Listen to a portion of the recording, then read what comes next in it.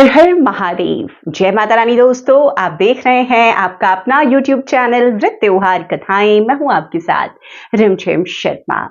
सावन का महीना, जी हाँ, सावन 2025 से जुड़ी हुई ये जानकारी मैं आपके लिए लेकर आई हूं। सभी शिव भक्तों को देखिए पूरे साल श्रावण मास का विशेष इंतजार रहता है। वैसे तो पूरे साल हम भोलेनाथ की पूजा आराधना करते हैं, माता पार्वती की पूजा आराधना करते हैं, लेकिन श्रावण मास का बहुत ही विशेष महत्व हो जाता है। उनकी उपासना का सावन के महीने में बहुत ही ज्यादा महत्व होता है।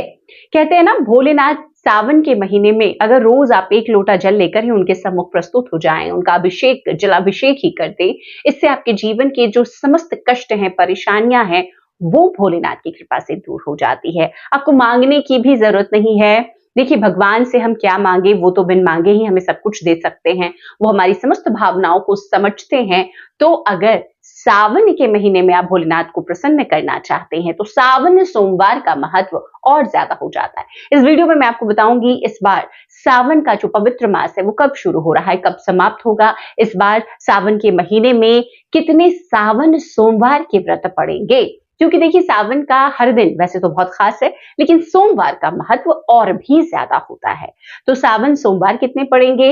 सावन के महीने में भोलेनाथ की पूजा आराधना के साथ माता मंगला गौरी की पूजा आराधना, मतलब माता पार्वती की पूजा आराधना हम करते हैं, तो कितने मंगला गौरी के व्रत पड़ेंगे?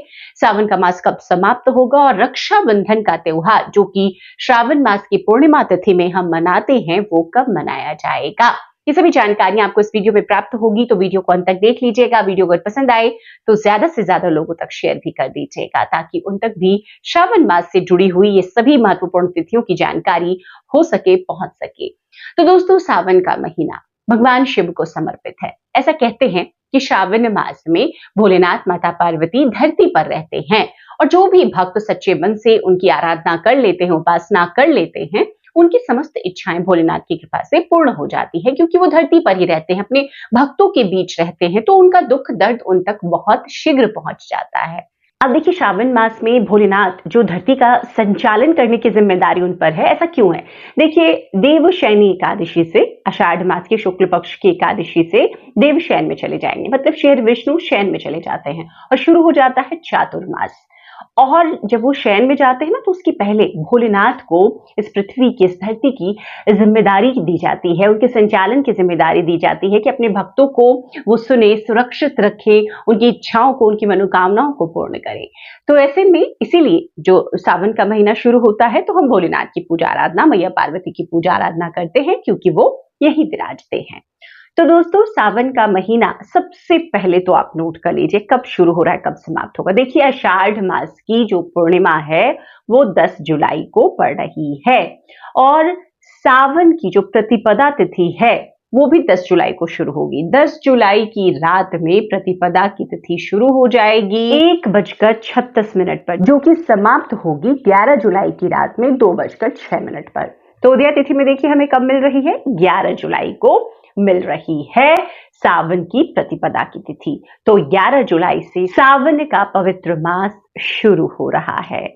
दोस्तों, अब सावन के पवित्र मास में जो पहला सोमवार है, जिसका सभी को बहुत इंतजार रहता है, वो भी बताएं। उससे पहले आपको मैं बता दूं कि सावन का जो पहला दिन ही है ना, इस बार बहुत खास इस बार है। क्यों है? क्योंकि पहले दिन ही शिववास योग बन रहा है। तो पहले दिन से ही जो लोग रुद्राभिषेक कराना चाहते हैं, भगवान शिव का विशेष पूजन अर्चन करते हैं, महामृत्युंजय जप की शुरुआत करते हैं, वो पहले दिन से कर लें। बहुत शुभ तिथि है ये। वैसे तो पूरे जो श्रावण मास में करते हैं भगवान शिव की आराधना, कई लोग देखिए संकल्प लेते हैं कि रोज मंदिर में जाकर जलाभिषेक करेंगे, दुग्धाभिषेक करेंगे। कई लोग पूरे श्रावण मास में बेलपत्र चढ़ाने का, अपनी अपनी जो कामनाएं हैं उन कामनाओं को ध्यान में रखकर संकल्प लेते हैं। तो पहले दिन से ही आप, बहुत शुभता है, बहुत शुभ दिन है, आप पहले दिन से ही इन सभी कार्यों की शुरुआत कर सकते हैं। अब इस बार श्रावण मास में देखिए कितने सोमवार के व्रत पड़ेंगे। तो देखिए, पहला जो सोमवार का व्रत है, जैसे कि मैंने बताया 11 तारीख को शुरू हो रहा है सावन, तो पहला सोमवार पड़ रहा है आपको 14 जुलाई को। 14 जुलाई को श्रावण मास का पहला सोमवार है।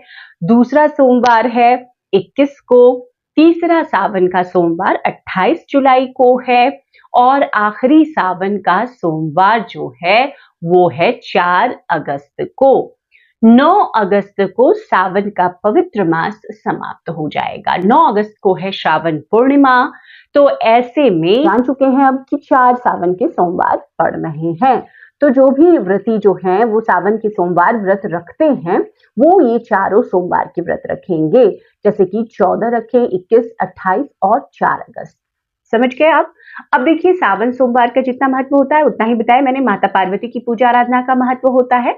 तो 4 मंगला गौरी के भी व्रत पड़ेंगे। पहला 15 तारीख, दूसरा 22 जुलाई को मंगला गौरी का व्रत पड़ेगा, तीसरा पड़ेगा 29 जुलाई को, और जो आखिरी मंगला गौरी का व्रत होगा वो 5 अगस्त को रखा जाएगा। तो इस बार सावन सोमवार के व्रत भी 4 हैं, मंगला गौरी के व्रत भी 4 रखे जाएंगे।